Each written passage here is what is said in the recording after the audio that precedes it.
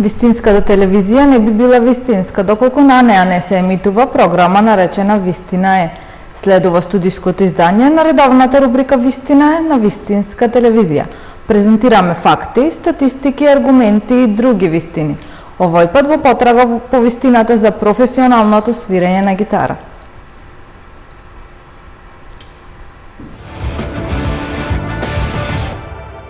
Вистина е дека гитара е популарен жичен музички инструмент. Може да се користи како придружен или соло инструмент во различни жанрови на музика. Вистина е дека историјата на појавата на гитарата датира со векови, многу милениуми пред нашата ера. Вистина е дека еден од најстарите жичени инструменти бил сумерско-вавилонскиот кинор, кој бил спомнат во Библијата.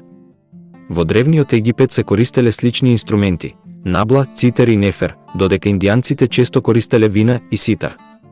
Во античка Русија свиреа на харфата позната на сите од бајките, а во античка Грција и Рим – китари. Некои истражувачи веруваат дека античките цитари треба да се сметаат за предци на гитарата.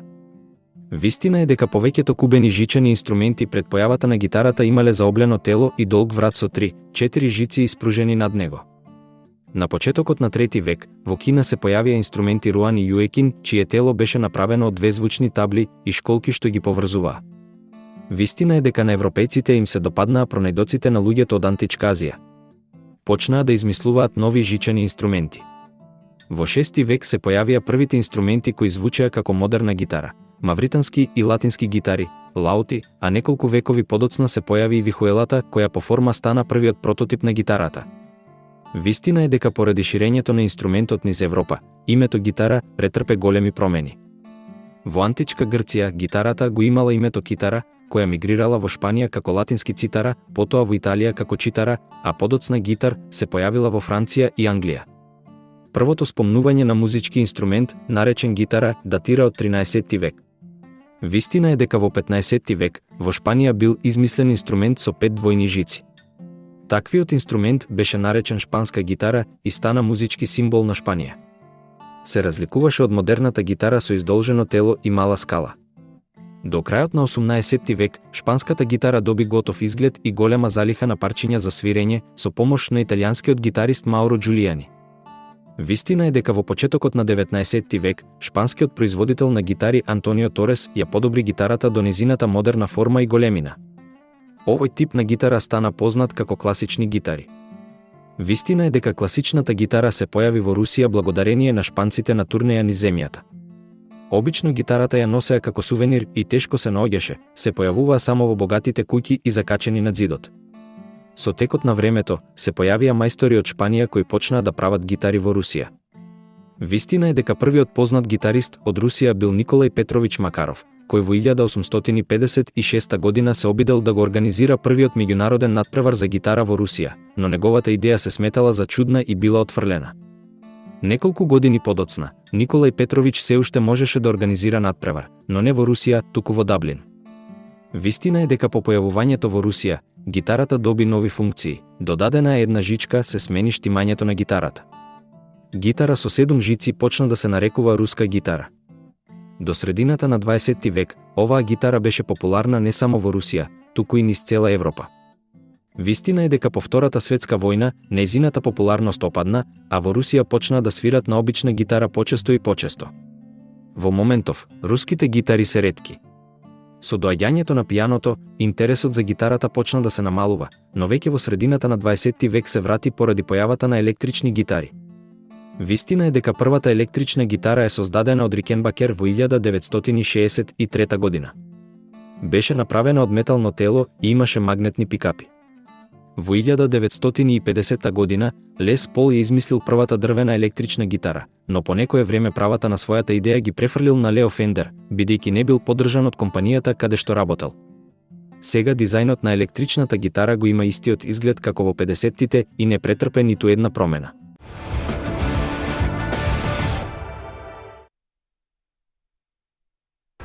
Вистина е дека првите прототипови на гитара се познати уште од вториот милениум пред новата ера. Вистина е дека зборот гитара потекнува од Персија, односно зборовите гит, што значи музика, и тар, што значи жива. Вистина е дека гитарата станала популарна во 14 век, кога стигнала до Шпанија. Вистина е дека компанијата Fender прави околу 90.000 жици дневно. Таму се произведуваат и околу 950 вратови за гитара во еден ден. А вистината за употребата на овој инструмент во музиката ќе да знаеме од гитаристот Стефан Петановски. Здраво, Стефан, која е вистината за употребата на гитарата во музиката? Пред се фала ти на поканата и секоја чест за сите овие истражувања што ги имаш направено. Не знам, вистината за гитарата, мислам, реално самата музика и самата гитара е вистина сама по себе, нема ние многу што да... Ние сме само, треба да сме благодарни што имаме и што ние кажува секојдневно таа вистина, а вистината тоест гитарата ја кажува вистината преку музиката која што ја создаваме со нејзе, така што би рекол музиката е вистината. Вистина е дека гитарата е еден од најпопуларните инструменти, дека многу луѓе свират гитара како дел од нив како хоби. Која е разликата помеѓу тоа да гитарата ти биде хоби и професија? Па да, мислам, нормално разликата е очигледна. Кога е нешто професија, тоа значи дека се живее од тоа и нормално финансискиот дел на страна. Јас верувам дека и тие што се занимаваат со гитарата како хоби имаат одредена доза на професионалност во тоа, бидејќи сведоци сме на многу луѓе кои што станале познати музичари, кои што токму започнале од хоби. И верувам дека на секој од нас, дури и професионалните музичари, имаме дел од нас што гитарата се уште ни е хоби. Сметам дека така треба да е, бидејќи самото значење на хоби значи дека го правиме од задоволство. И покрај тоа што ни е професија, треба да ни остане хоби до крај на животот. Дали сметаш дека талентот е клучот за успехот во оваа професија или се доволни само така? Талентот е пресуден до негде, но сметам дека 80% е работата, бидејќи има многу луѓе кои што одат на улица секојдневно, кои што ги поминуваме, кои што може се 3 пати поталентирани од музичарите кои што ги знаеме, но едноставно го немаат потрошено тоа време. Така што верувам дека времето потрошено со инструментот, надополнето со тие 20% талент го даваат резултатот. Кога започна да свириш гитара и зошто го избра баш овој инструмент?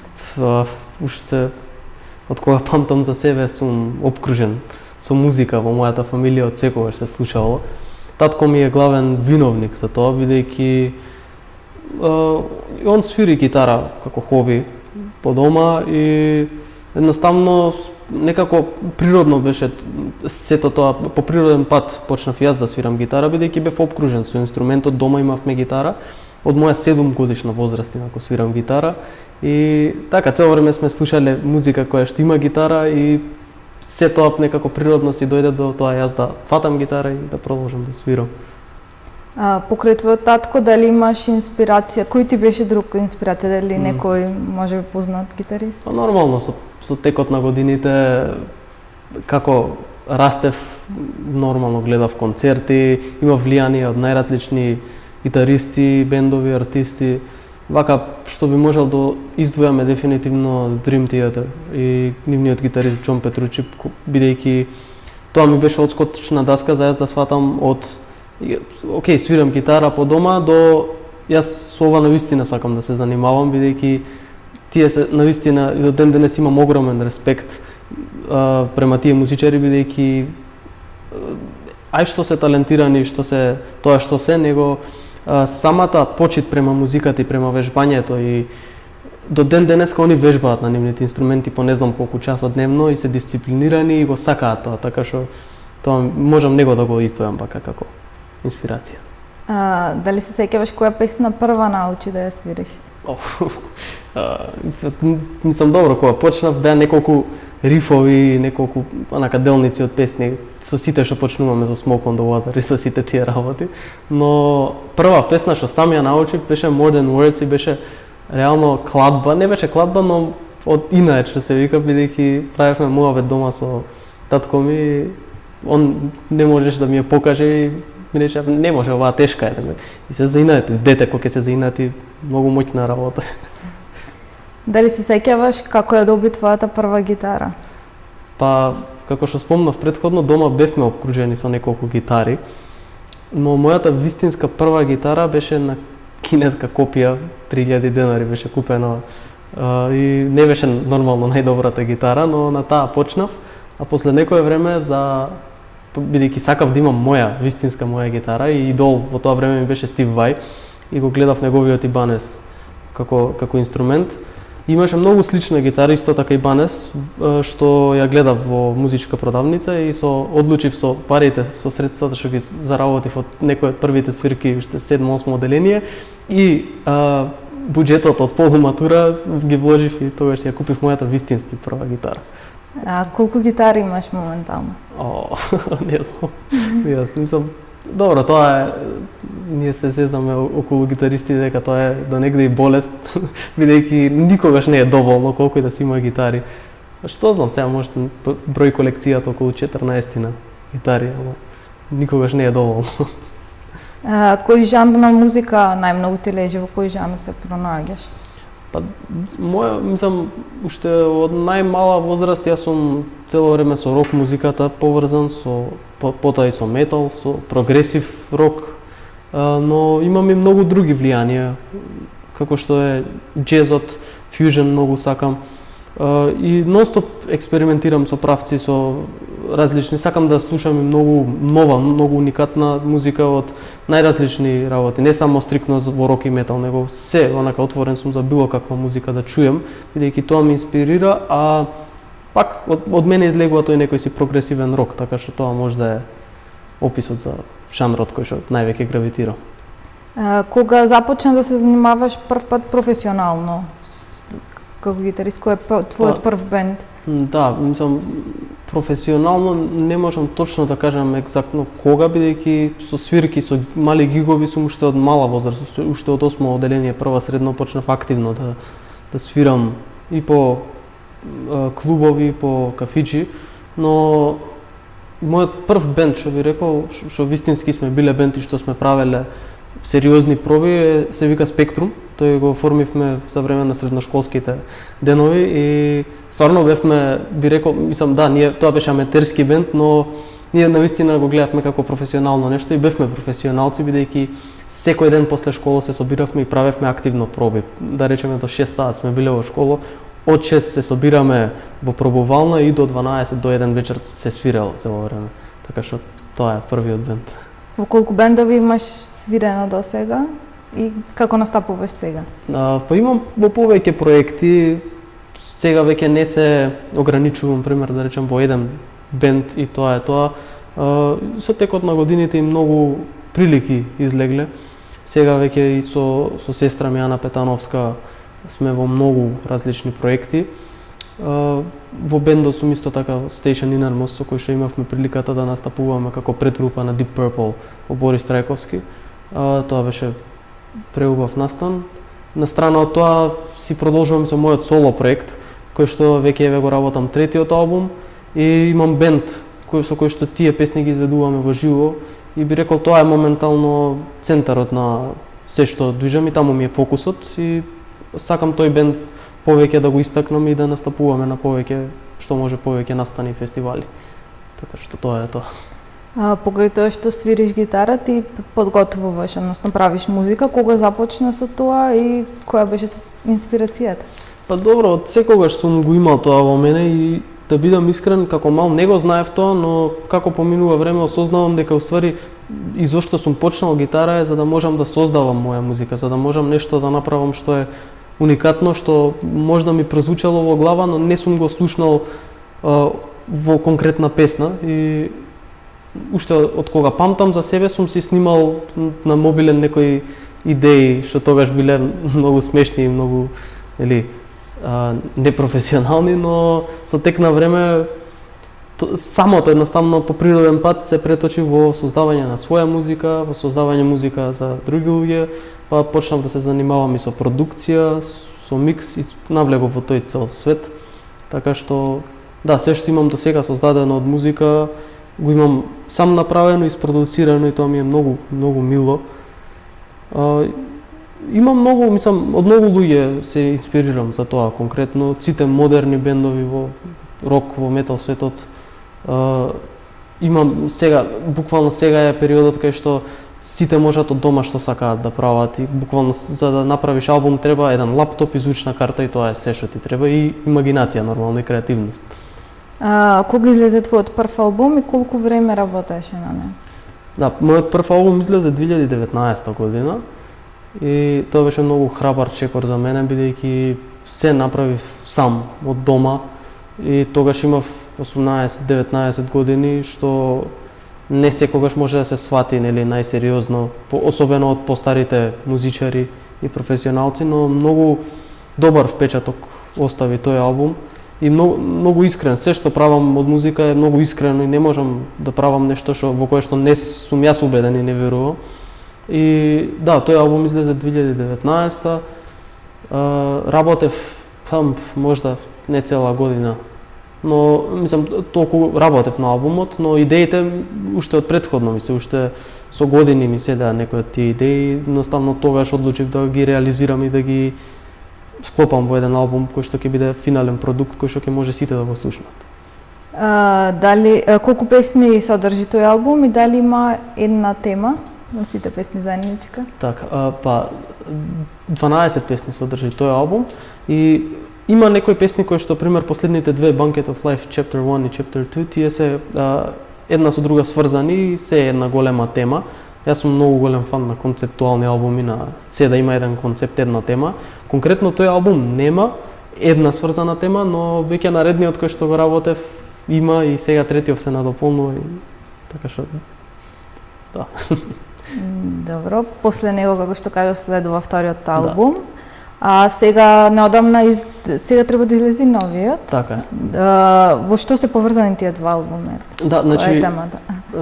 Вториот албум кој што го издадов 2021 година се вика Ерос и тој албум е баш концептуален албум, таму има 10 композиции и баш како што го кажува, како што името наговестува Ерос, тоа е уствари во буквален превод преведено од филозофијата на Фройд живот, односно се што означува живот, се што е позитивно, што ни е двигател во секојдневието и таков беше албумот и целиот е позитивен. И сите теми кои што се создава, кои што ги имам создадено се провлекуваат низ албумот, а сега овој кој што го создавам и кој што ќе биде би требало до крајот на оваа година да биде целост излезен, исто така е концептуален, се вика Танатос, што значи смрт и заедно усвари тие два се надополнуваат и создаваат еден голем албум, така што тоа ми беше замисла уште одамна. Колку песни има твојот нов албум? Исто така 10. И буквално е како се вика пресликување, односно како малтене како темната страна, како сенката на претходниот албум е овој, тоа ми беше целта. Да не е еден албум, Ерос да е еден албум, Танатос друг, него заедно кога ќе ги споиме, усвари го ја даваат целата слика. Дали можеш да издвоиш една омилена песна од твоите? Тешко прашање, искрено. Тоа ми е многу интересно бидејќи за време додека го креирам албумот, си издвојувам цело време, ова е многу подобра, оваа не е толку добра. И после некое време па обратно ми се менува, па таа што мислев дека е лоша, па таа највеќе ми се свиѓа и буквално на дневна база се менува, али не можам, тоа се како да одбереш кој е омилено дете. Не можам да одберам едно. Покрај албумот, што можеме да очекуваме ново од тебе во наредниот период? Па повеќе настапи, веќе имам неколку договорени за овој период што доаѓа со мојот бенд кој што изведуваме музиката токму од овие албуми. Тоа е нешто кое што можам да го кажам. И нормално нова музика, повеќе настапи, едноставно сакам до крајот на годината и да го испромовирам албумот, но и да имаме доволно концертни настапи, па натаму ќе видиме. Дали имаш отприлика период кога би била промоцијата или се уште не? Сега не знам точно, ама отприлика втора половина на годината, таму негде, октомври, ноември, тој период би требало се да е реализирано. Добре, дали имаш некоја порака за гледачите? Па, порака можам да кажам едноставно да уживаат во наша музика, да поддржуваат наши артисти и без разлика на се да едноставно да си останат свој. Тоа е тоа. Ти благодарам на гостувањето. Фала на поканата. А во продолжение ќе проследиме спот од новиот албум на Стефан.